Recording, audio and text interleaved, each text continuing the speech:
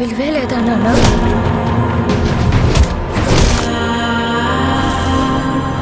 మనల్ని ఎంత హింసించి మన కష్టాన్ని దోచుకుంటున్నారు. ప్రతివాడిని వాడి పైవాడు దోచుకుంటాడు. మనల్ని దొర దోచుకుంటే దొరని గోల్కొండ నవాబు దోచుకుంటాడు. ఆ నవాబును ఢిల్లీలో ఉండే మొఘల్ చక్రవర్తి.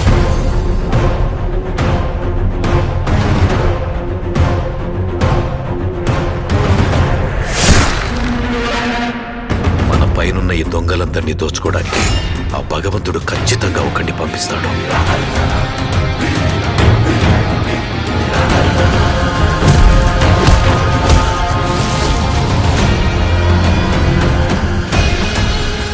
వాడొచ్చి దొంగ దొరలందరి లెక్కలు సరిచేస్తాడు.